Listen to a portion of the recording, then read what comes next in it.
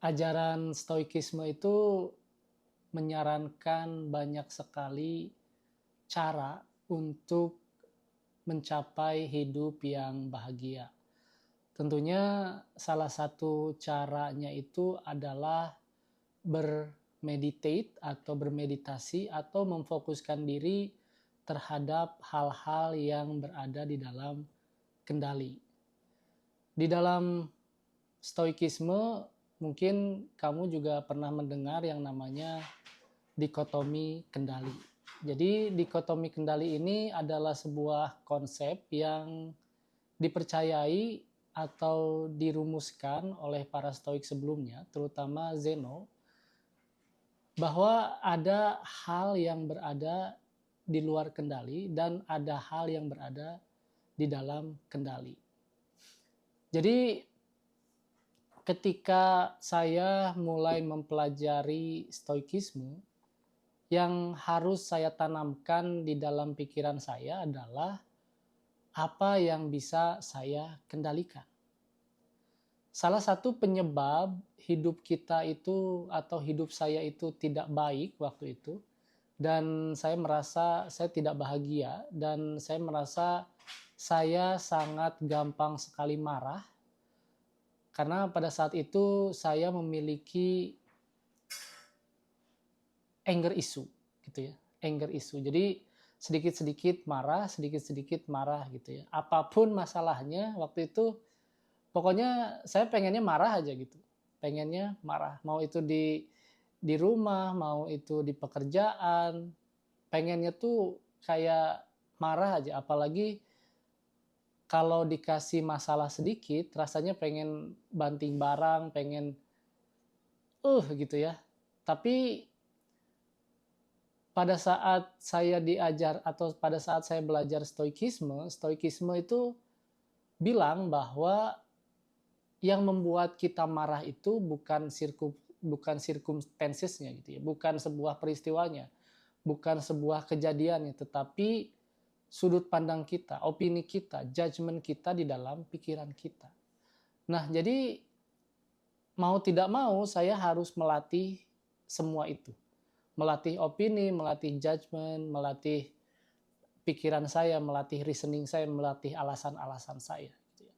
Nah, tetapi dalam latihan tersebut tidak bisa tercapai, tidak bisa dicapai ketika kita kekurangan tidur, ketika saya kekurangan tidur.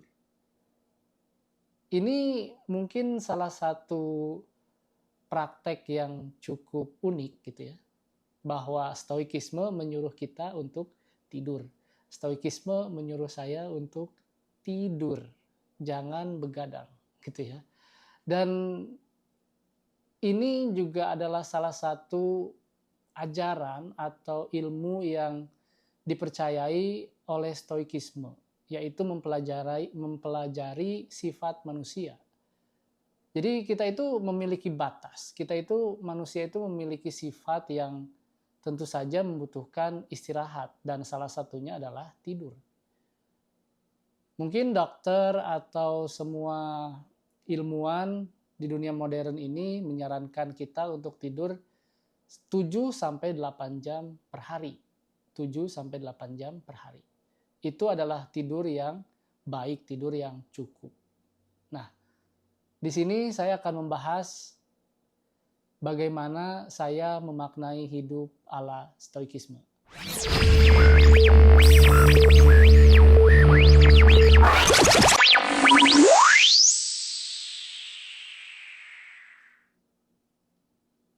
Ini adalah hal yang lucu sebenarnya kalau dipikir-pikir, kok ilmu filsafat ngajarin kita untuk tidur gitu ya, ilmu apaan itu gitu ya. Tetapi satu lagi, bahwa stoikisme adalah ilmu atau filsafat yang mempelajari tentang sifat-sifat manusia dan juga sifat-sifat alam yang tentunya harus kita pahami gitu ya, bahwa sifat-sifat manusia yang berada di dalam diri kita itu bisa kita kendalikan dan juga bisa kita pelajari. Nah, salah satu yang harus kita pelajari adalah emosi kita, mood kita gitu ya. Mood kita itu secara tidak langsung dipengaruhi oleh gaya hidup kita, gaya hidup saya dulu gitu ya. Saya dulu memiliki masalah dengan kemarahan, jadi sedikit-sedikit marah gitu ya, terutama di pekerjaan, sehingga membuat saya memiliki hubungan yang tidak baik dengan orang-orang di sekitar saya gitu. Nah, ketika saya membaca buku Ego is the Enemy yang ditulis oleh Ryan Holiday, dia menuliskan bahwa tidur itu sangat penting untuk dilakukan oleh manusia, terutama tidur di malam hari gitu ya. Jadi tidur ini kan di dunia modern kita harus tidur 7 sampai 8 jam.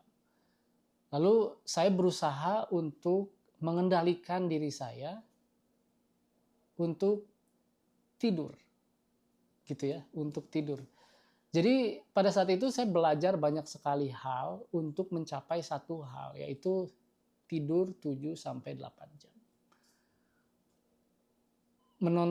Membaca beberapa artikel dan segala macam bagaimana caranya untuk tidur nyenyak. Salah satunya adalah bukan untuk tidur nyenyak, untuk tidur lebih cepat gitu ya. Kadang kan ketika kita merebahkan diri kita di atas kasur atau di atas tempat tidur gitu ya, kita itu kan pikiran kita itu kemana-mana ya, sehingga menyebabkan kita itu susah sekali untuk tertidur pulas gitu ya, atau tertidur nyenyak gitu.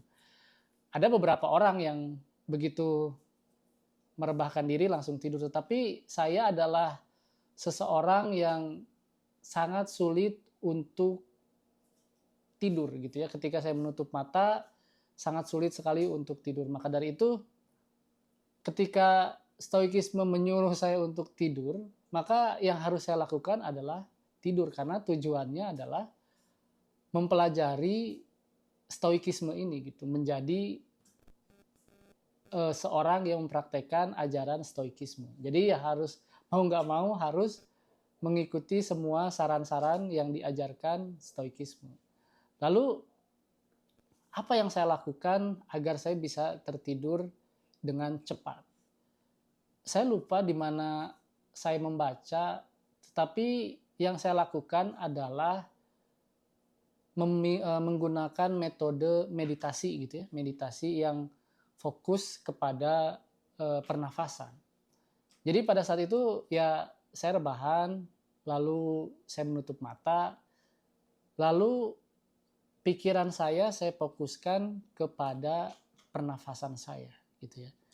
Jadi rasakan aja apa yang saya lakukan gitu ya, yaitu bernafas. Kayak mengambil nafas, mengeluarkan nafas, pikiran saya harus fokus kepada apa yang saya lakukan, yaitu inhale, exhale gitu ya. Ketika pikiran saya kemana-mana lagi, kan kadang kita itu merasa bahwa ketika kita tidak bisa tidur, kita ingin membuka mata ya.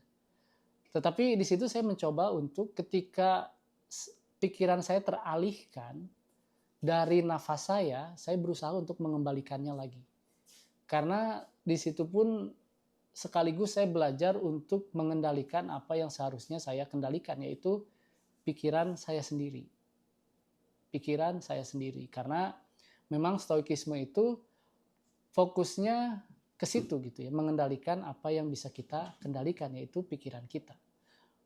Maka semua hal yang saya lakukan tujuannya adalah melatih pikiran saya. Ketika pikiran saya jauh dari nafas saya, maka saya kembali lagi gitu, fokus terhadap nafas saya. Inhale, exhale, sampai akhirnya saya tertidur. Dan disitulah saya merasa bahwa saran-saran stoikisme ini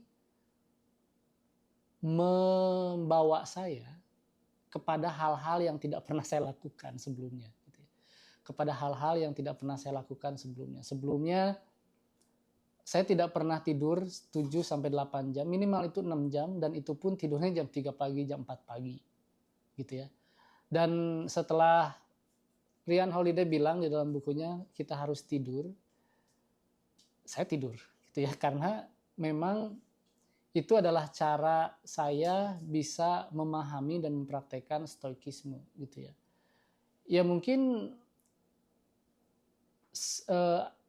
ada beberapa orang yang tidak memiliki luxury gitu ya, bisa tidur 8 jam, 7 jam karena mungkin punya anak, punya kesibukan lain. Tetapi coba fokuskan diri kita kepada hal-hal yang memang ingin kita capai, yaitu tidur saja. Tidur itu adalah sesuatu hal yang membuat saya itu bersyukur saya bisa melakukannya dan saya bisa memenuhi kebutuhan tidur tersebut gitu ya.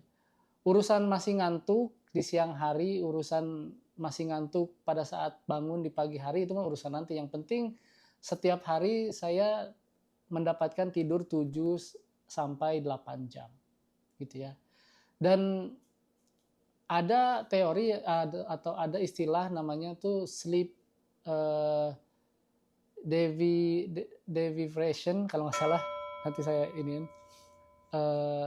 Saya lupa, pokoknya susah banget bahasa Inggrisnya. Pokoknya itu adalah istilah untuk orang-orang yang memiliki kekurangan tidur gitu ya. Dan banyak sekali alasannya. Alasannya itu karena pekerjaan, karena keluarga, atau karena anak. Dan itu kekurangan tidur itu menyebabkan kita itu tidak stabil ya, tidak stabil, emosi kita itu, mood kita itu gampang naik turun, yang saya tahu begitu. Dan itu terbukti oleh sejarah gitu. Banyak orang-orang yang sukses, orang-orang yang bisa tenang dalam pikirannya, orang-orang yang bisa berpikir dengan lurus gitu ya, mereka itu memiliki pola hidup yang baik. Memiliki pola hidup yang baik, yaitu tidur. Maka ketika stoikisme berbicara tentang how to get a good life gitu ya, tentu saja hidup yang baik itu memiliki pola yang baik juga gitu ya. Salah satunya yaitu tidur. Jadi ketika kamu ingin menjadi stoik, lalu kamu masih begadang membaca buku ataupun dengan alasan mempelajari atau belajar apa, that's a BS. That's a BS. You have to have a good pola hidup gitu ya. You have to have a good daily routine gitu ya. Kita harus memiliki rutinitas dalam hidup yang baik, pola hidup yang baik. Salah satunya adalah tidur. Salah satunya adalah tidur. Jadi kita harus belajar bagaimana caranya, misalkan jam 10 itu atau jam 9 di Indonesia mungkin, atau bahkan jam 8 harus udah ada di atas kasur gitu ya. Atas kasur. Bagaimana caranya? It doesn't matter like mau jam 10, mau jam 9, mau jam 11. Yang penting kita bisa tidur 7 sampai 8 jam. Misalkan kita bangun atau kamu bangun jam 7 atau jam 6 gitu ya. Maka yang harus kamu lakukan ya hitung saja. Kalau kamu setiap hari harus bangun jam 7, jam berapa kamu harus tidur. Ya lebih baik, lebih banyak lebih baik gitu ya. Tetapi gimana caranya bisa tidur 8 sampai 7 jam, 7 jam sampai 8 jam. Itulah caranya juga agar kita bisa mengendalikan apa yang bisa kita kendalikan, yaitu effort, yaitu usaha, bagaimana caranya untuk menjadi atau untuk mencapai hidup yang baik gitu ya, agar kita bisa lebih bahagia gitu ya. Itulah yang saya lakukan, dan sampai sekarang saya berusaha untuk menjaga pola hidup tersebut, yaitu tidur 7 sampai 8 jam. Mau itu masih ngantuk, yang penting saya bangun dulu aja. Setelah 7 sampai 8 jam itu, pagi-pagi saya harus bangun, harus minum kopi, harus membaca buku, harus berolahraga, harus kerja. Mau urusan nanti siang masih ngantuk gitu ya, ya tinggal tidur lagi gitu. Yang penting malamnya itu tidur 7 sampai 8 jam. Itulah pengalaman saya memaknai hidup ala stoikisme dengan memprioritaskan tidur 7 sampai 8 jam. Sampai jumpa di episode berikutnya.